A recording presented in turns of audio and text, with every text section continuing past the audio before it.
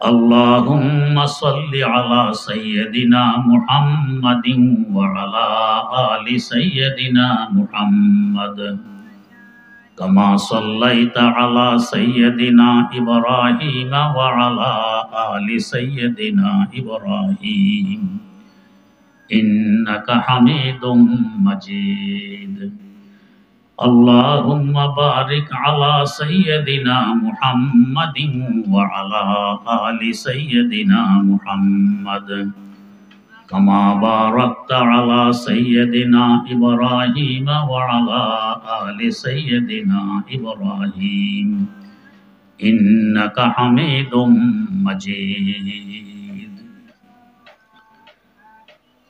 Sheikh Zakaria Islamic research centre Dhaka এর উদ্যোগে আজকের এই মহাসমাবেশ। এই ধরনের প্রতিষ্ঠানগুলো কি করে এই সম্পর্কে সংক্ষেপে দু একটি কথা তুলে ধরার ইচ্ছা নিয়ে এক টুকরা আয়াতে কারিমা তেলাওয়াত করা হয়েছে।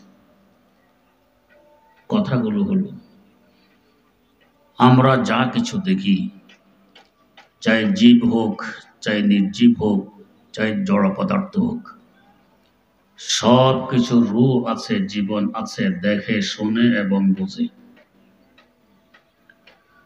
আল্লাহ রাব্বুল আলামিন বলেন, ওয়া ইম মিন শাইইন ইল্লা ইউসাব্বিহু বিহামদিহি ওয়ালাকিন লা তাফকাহুনা তাসবিহাহুম। এমন কোন বস্তু নেই যে আল্লাহর প্রশংসা সহকারে তাসবিহতে রত না আছে, তবে তোমরা এদের তাসবিহ বোঝো না। দুর্বলতা আমাদের, তাই বুঝি না, ওরা কিন্তু তাসবিহতে রত। যদি জীবনই না থাকে তাসবিহতে রত থাকে কি করে? যেমন ধরুন মাটি, আমরা দেখি মাটি দেখে না, শোনে না, বোঝে না। যদি তাই হয়, আজ থেকে প্রায় 1450 বছর আগে ইরাকে একটি যুদ্ধ সংঘটিত হয়েছিল, যে যুদ্ধকে জঙ্গে জামাল বলা হয়। এই যুদ্ধে দুজন শহীদ সাহাবী, 1958 সনের ঘটনা। স্বপ্নে দেখাচ্ছেন আমাদের লাশগুলো তুলে নিয়ে পুনরায় অন্যত্র দাফন করা হোক। মুফতিদের কাছে ব্যাখ্যা জানতে চাইলে তারা বললেন, কবরের চতুর্দিক খনন করে দেখা যাক, কি অসুবিধা। খননের পর দেখা গেল ফোরাত নদী থেকে মাটির নিচ দিয়ে চুয়ে চুয়ে কবরে পানি আসতেছে। সিদ্ধান্ত হলো লাশ অন্যত্র দফন করা। কবরগুলো যখন খনন করা হলো, খোলা হলো, মনে হলো কাআন্নাহু দুফিনাল ইয়াউম, যেন আজকে দাফন করা হয়েছে। কোনো পরিবর্তন নেই। মাটির তো স্বভাব, যা কিছু পায় হজম করে মাটি বানায় ফেলে। এই দুই লাশকে কেন হজম করলো না, মাটি বানাইল না? মাটিও দেখে শুনে বুঝে। এরা কারা? এক তো সাহাবী রাসূল, দ্বিতীয়ত শহীদ। এদেরকে হজম করা তো পরের কথা, এদের হেফাজত করা আমার দায়িত্ব। বোঝা গেছে মাটিও দেখে শুনে বোঝে। তেমনি ভাবে বাতাস, আমরা দেখি রূহ নেই, জীবন নেই, দেখে না, শোনে না, বোঝে না।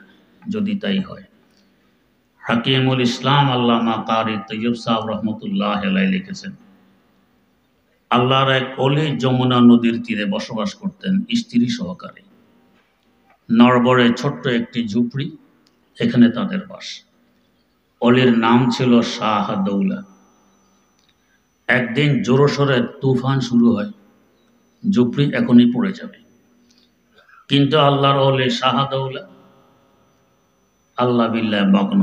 জুড়ে থাকবে, ঝুপড়ি থাকবে কি যাবে, এই নিয়ে কোনো মাথা ব্যথা নেই। থাকবেই বা কেন? তিনি তো একথা বোঝেন যে আমি তো একজনের গোলাম।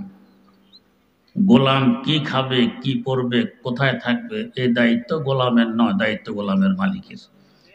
গোলামের তো অবস্থা হবে কারে সাজে মা বফিকরে কারে মা আস্তে ফিকরে মা দরকারে মা আজারে মাস্ত ফিকরে মা দরকারে মা আজারে মাস্ত। গোলামের কাজ শুধু মনিবের গোলামি করা। তাই তিনি স্থির। স্ত্রী বারবার এসে বিরক্ত করছেন, আরে মাথা গোজার ঠাই একটি মাত্র ঝুপড়ি, তুফান উড়িয়ে নিয়ে যাচ্ছে, আপনি স্থির বসে আছেন, একটা ব্যবস্থা নেন। কি ব্যবস্থা নিব? বাঁশ বুশ নিয়ে একটু ঠেকা টুকা দেন। স্ত্রীর যন্ত্রণায় বাঁশ নিয়ে বেরিয়ে যেদিক থেকে তুফান ঠেলতেছিল ওদিক থেকে উনিও বাঁশ লাগাইয়ে ঠেলা শুরু করছেন। তুফানও ঠেলে, উনিও ঠেলে। এই অবস্থা দেখে স্ত্রী বললেন, আপনার কি বুদ্ধি শুদ্ধি বিদে নিয়ে গেছে? ওই কি, তুফানও ঠেলে, আপনিও ঠেলেন, ঝুপড়ি যদি আধা ঘন্টা পরে করতো, এখন তো আধা ঘন্টা আগেই করবে, তো কি করব? উল্টা দিক থেকে বাঁশ লাগাইয়ে ঠেলুন। আল্লাহর ওলি শাহদৌলা জবাব দিলেন, আমি আমার আল্লাহর সাথে হাত ধরবো? আমার আল্লাহ যেদিকে, শাহদৌলা সেদিকে। তুফানও ঠেলে, উনিও ঠেললেন। আশেপাশের ঘর বাড়ি তো মেসমার হয়ে গেল। শাহদৌলা নরবর ঝুপড়ির কিছুই ঘটল না। বোঝা গেছে বাতাসও দেখে শুনে বোঝে ঝুপড়িটি কার। উড়িয়ে নেওয়া তো পরের কথা, সংরক্ষণ আমার দায়িত্ব। তেমনি ভাবে পানি আমরা দেখি, দেখে না, শোনে না, বোঝে না।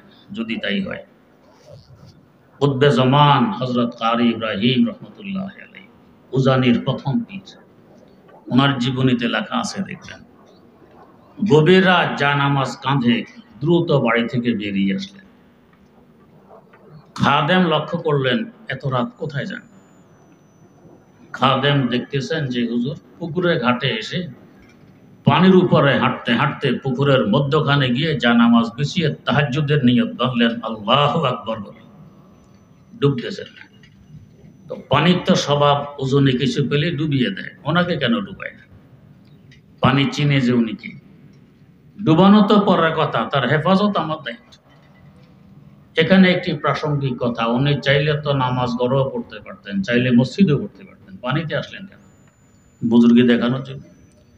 বুজুর্গি দেখানোর উদ্দেশ্য হলো তো দিনে আসতেন, গভীর রাত, মানুষ তো ঘুমিয়ে যেত। এর রহস্য হইল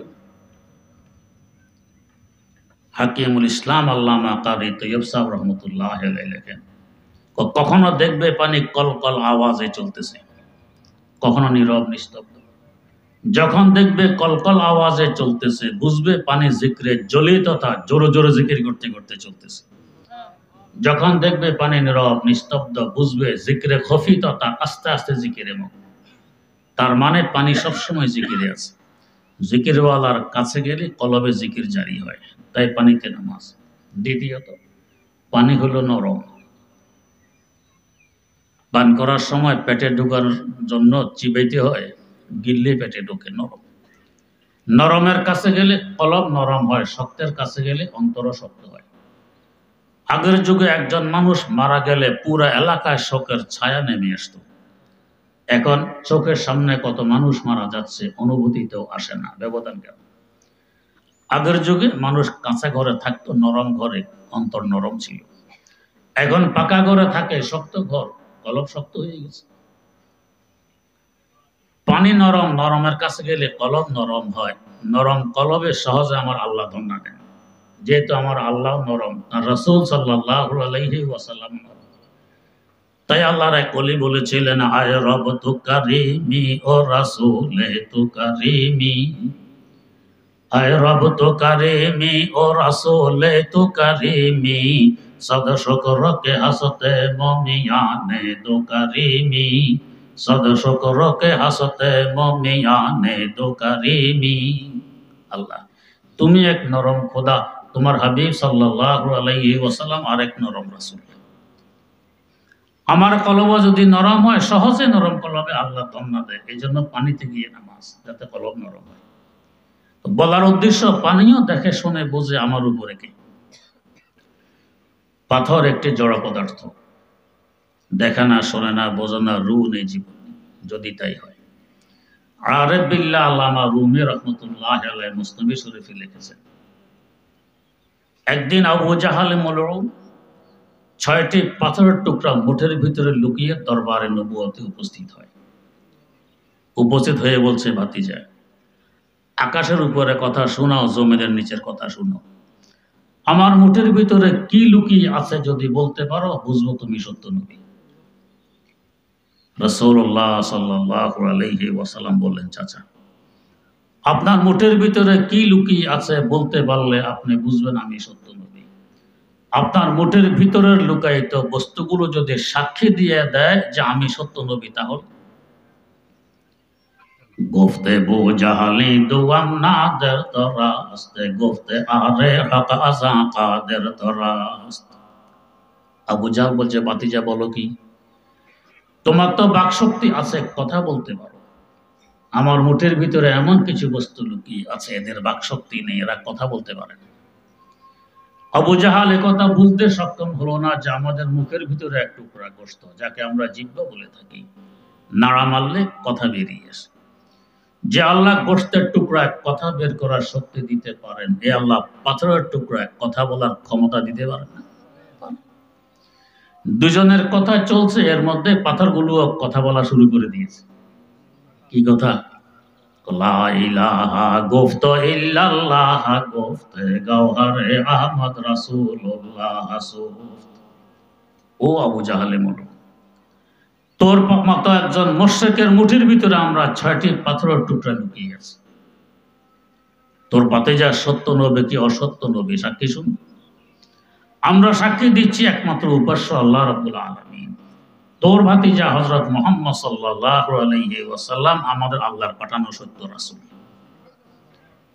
যদি পাথর না দেখতো, না শুনতো, না বুঝতো, দুজনের কথোপকথন শুনলো কিভাবে, নিজেরা কথা বললো কিভাবে? সব কিছুর জীবন আছে, রূহ আছে। তেমনি ভাবে গোটা কায়নাত সৃষ্টি জগতের একটি রূহ আছে। সৃষ্টি জগতের রূহ কি? আল্লাহ পাক বলেন, ওয়া কাযালিকা আওহাইনা ইলাইকা রূহাম মিন আমরিনা। ও নবী, ওহীর মাধ্যমে আমি আপনার কাছে সৃষ্টি জগতের রূহ পাঠিয়ে দিয়েছি। আমরা দেখি পাঠিয়েছেন কোরআনে কারীম। আল্লাহ পাক বলেন পাঠাইছে রূহ।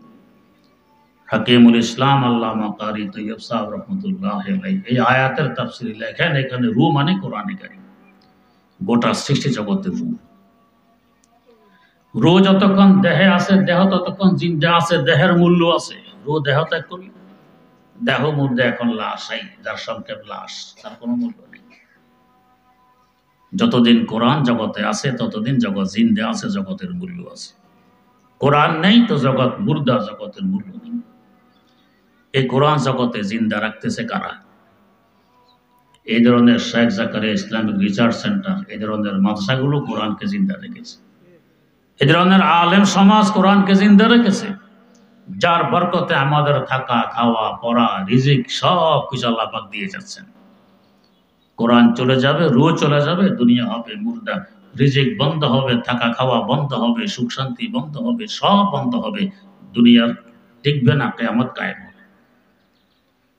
অতএব শেখ জাকারিয়া ইসলামিক রিসার্চ সেন্টারের মতো এই ধরনের প্রতিষ্ঠানগুলোকে আমরা মূল্যায়ন করি, ভালোবাসি, আন্তরিকতা রাখি, সহযোগিতা করে। ইনশাআল্লাহ আমরা কোরআনের খাদেম হিসাবে আল্লাহ রাব্বুল আলামিনের দরবারে উঠতে পারবো।